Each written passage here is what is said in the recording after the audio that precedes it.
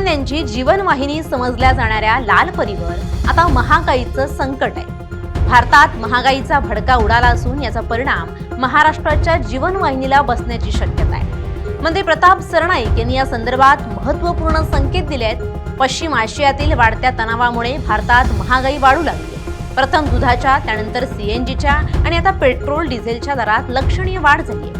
दरम्यान महाराष्ट्राची जीवनरेखा मानल्या जाणाऱ्या एसटी बसचं भाडेवाढ करण्याबाबत सध्या चर्चा सुरू आहे। जगभरात सुरू असलेल्या युद्धाच्या आणि भूराजकीय वादाचा फटका अनेक देशांना सध्या बसतोय। आधी दूध, मग सीएनजी, सोनं चांदी, त्यानंतर आता पेट्रोल डिझेलच्या दरातही मोठी वाढ झाल्याचं चित्र आपल्या समोरच आहे। डिझेल दरवाढीमुळे कोट्यवधींचा अतिरिक्त भार हा एसटी महामंडळावर पडतोय। त्यामुळे आता एसटी बस तिकीट दरातही वाढ होणार का, याबाबत चर्चा सुरू आहेत। अशातच शिवसेना नेते आणि परिवहन मंत्री प्रताप सरनाईक यांनी मोठे संकेत दिले आहेत। या संबंधीचा निर्णय लवकरच घेतला जाईल अशी माहिती देखील त्यांनी दिली आहे। राज्यात वाढत्या इंधन दराचा परिणाम आता सार्वजनिक वाहतूक व्यवस्थेवर दिसू लागलाय। डिझेलच्या दरात झालेल्या वाढीमुळे महाराष्ट्र राज्य मार्ग परिवहन महामंडळावर मोठा आर्थिक ताण निर्माण झालाय। आगामी काळात एसटी बसच्या तिकीट दरात वाढ होण्याची शक्यता व्यक्त केली जाते आणि या संदर्भात परिवहन मंत्री प्रताप सरनाईक यांनी महत्त्वाचे संकेत दिले। त्यांनी माध्यमांशी संवाद साधला आणि यावेळी सरनाईक यांनी सांगितलंय की एसटी महामंडळाला दररोज मोठ्या प्रमाणात डिझेलची आवश्यकता असते आणि अलीकडेच इंधन दरात वाढ झाल्यामुळे महामंडळाचा खर्च हा मोठ्या प्रमाणात वाढलाय।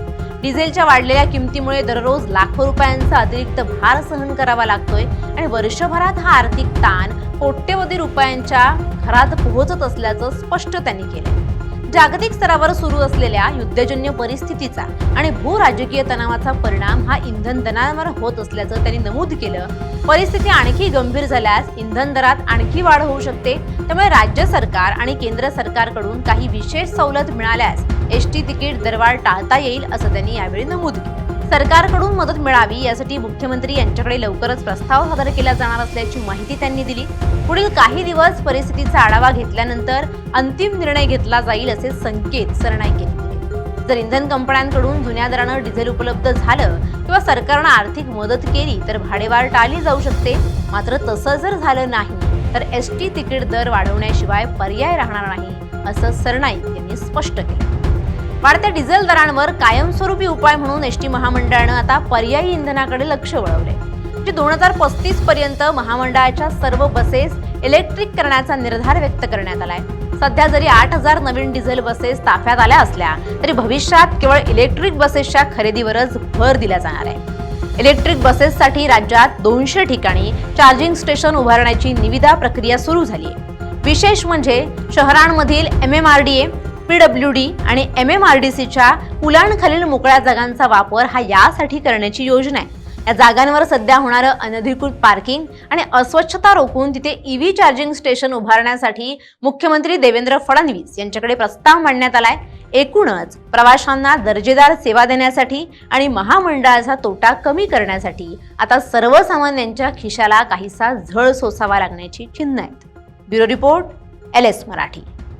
दिलेल्या ज्या सवलती आहेत त्या लागू राहणार आहेत। त्यामुळे मला बदल करता येणार नाही, कारण राज्य शासनाचीच ती भूमिका आहे। परंतु फक्त डिझेलच्या दरवाढीमुळे जर भविष्यामध्ये काही करावं लागलं तरच आम्हाला तो दरवाढीचा निर्णय घ्यावा लागेल। लाडक्या बहिणींची जी आपण एसटी मध्ये सवलत दिलेली आहे किंवा ज्येष्ठ नागरिकांना जी सवलत दिलेली आहे त्याचा फटकाही देखील या तोट्याला होऊ शकतो। नाही, बघा, राज्य शासनाची भूमिका आहे, शासन आहे, महायुती सरकारनं निर्णय घेतलेले आहेत।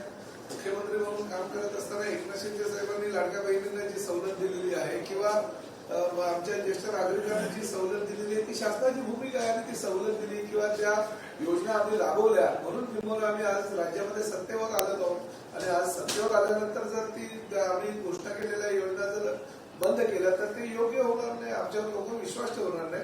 त्यामुळे ज्या सवलतीचा लाभ सर्वसामान्य जनतेला आता मिळतोय तो कायम राहतील। आजही दरवाढ करण्याचा निर्णय कुठलाही झालेला नाही आणि फक्त केंद्र आणि राज्य शासनाची भूमिका जी आहे भविष्यामध्ये याचा विचार करून कुठल्या 10 ते 12 दिवसानंतर आम्ही जूनच्या पहिल्या आठवड्यामध्ये या संदर्भातला निर्णय घेऊ।